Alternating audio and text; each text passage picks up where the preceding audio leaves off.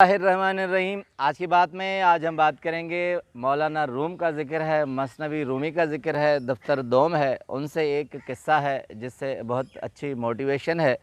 ज़िक्र करते हैं मौलाना रूम के हज़रत शेख अहमद खिज़रो रहमतुल्लाह अलैह सखावत में बहुत बड़ा नाम थे, बहुत सखी आदमी थे। उनका कहना था कि अल्लाह के जो नेक बंदे हैं उनके दरमियान मैं अपनी सखावत करता हूँ तो इसमें कोई बुराई नहीं है, मगर हालात ये थे कि सखावत करते हुए वो अमीरों से कर्ज़ लेते थे और कर्ज़ लेते लेते बहुत कर्ज़दार हो गए, मगर सखावत से फिर भी बाज नहीं आए। कहते हैं कि हालत ये हुई कि आखिरी मरते दम तक नज़ा की आलम में हुए, मगर ये आलम था कि उनकी सखावत ख़त्म नहीं हुई। तो इस पर मौलाना रूम एक किस्सा और बयान करते हैं। कहते हैं हज़रत इब्राहीम अलैहिस्सलाम जब सखावत कर रहे थे, यानी दोस्त अहबाब जब उनके आए तो घर में कुछ नहीं था, तो खादिम को एक ऊँट दिया और कहा कि इस पर जाकर गेहूँ कर्ज़ ले आओ, घर में कुछ भी नहीं है। जब मुलाजिम गया तो उसे गेहूँ कर्ज़ में नहीं मिला। उनका आलम ये था कि कर्ज़ लेते लेते कर्ज़दारों ने कर्ज़ देना छोड़ दिया था। अब खादिम को बड़ी शर्मिंदगी हुई। शर्मिंदगी से बचने के लिए उसने ऊँट पर रेत लाद दी और बोरी में लेकर आ गया। अब जैसे ही मेहमान बैठे थे, ऊँट दरवाज़े पर आया तो हज़रत इब्राहीम अलैहिस्सलाम ने बाहर जाकर बोरी खोली तो उसमें से आटा निकला और खादिम को कहा कि मैंने तुम्हें गेहूँ कहा था और तुम आटा ले आओ। कहने का मकसद कि सखावत का जब ये आलम हो कि आपके पास कुछ न हो और देने वाला भी न दे, तो उस वक्त अल्लाह ताला की ये रहमत इस तरह अता होती है। एक दूसरी हदीस बयान करते हैं मौलाना रूम, कहते हैं कि हुज़ूर सल्लल्लाहु अलैहि वसल्लम ने कहा कि बाज़ार में दो शख्स फिरा करते हैं, एक वो शख्स जो देने वाला होता है और अल्लाह ताला कहता है कि ये दे तो मैं से और दूँ, और दूसरा वो शख्स जो लेने वाला होता है, देना नहीं चाहता, तो उसे अल्लाह ताला कहता है कि मेरा बस चले कि मैं उसे इसी वक्त हलाक कर दूं।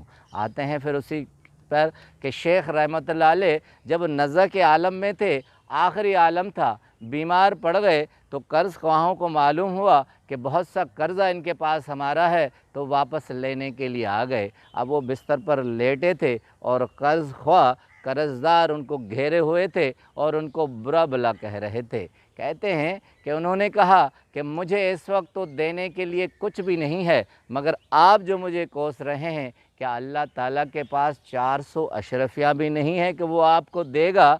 ये कहना था कि दरवाज़े पर एक बच्चा हलवा बेचने के लिए आया और उसने सदा लगाई, तो उस वक्त शेख रहमतुल्लाह अलैह कहते हैं कि उस बच्चे को बुलाया और कहा कि उस तबाक में जितना भी हलवा है ये मेरे दोस्त आए हुए हैं, इनमें बांट दो। यानी आखिरी आलम में भी जब कुछ भी नहीं था, फिर भी सबको हलवा खिलाया। अब वो बच्चा देख रहा था, सबको हलवा बांट दिया। तबाक में से हलवा जब न रहा तो बच्चे ने कहा कि इसके पैसे मुझे दीजिए।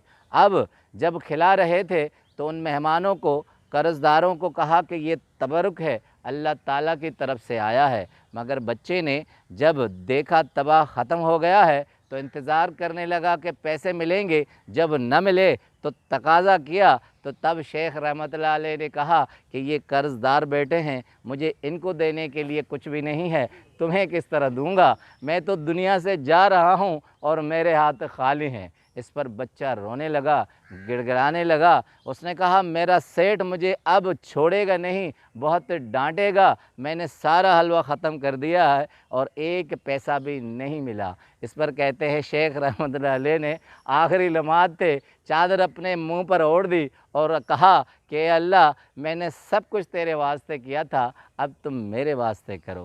कहते हैं ये कहना था कि एक पीर का यानी शेख रहमतुल्लाह अलैह का एक मुरीद आया और वो भी तबाक लेकर आया, यानी थाल लेकर आया, उसके ऊपर कपड़ा ढका हुआ था। तो कर्ज़ ख्वाहों ने देखा कि वो अपने मुर्शिद पीर को ढूंढता हुआ आया है और उसने कहा कि हज़रत मैं आपकी दरगाह में, बारगाह में आपके हुजूर ये तबाक ले आया हूँ। जब कपड़ा हटा तो हैरानगी थी कि उसमें अशरफियाँ ही अशरफियाँ थी।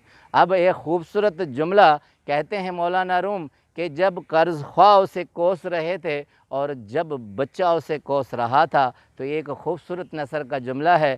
تو مولانا روم کہتے ہیں کہ کتوں کے بھونکنے سے چاند پر کچھ بھی اثر نہیں پڑتا، ایک تنکا اگر خراب ہو جائے، پانی میں پڑ جائے تو پانی اپنی خصلت نہیں چھوڑتا، وہ بہتا رہتا ہے اور صاف پانی دیتا رہتا ہے۔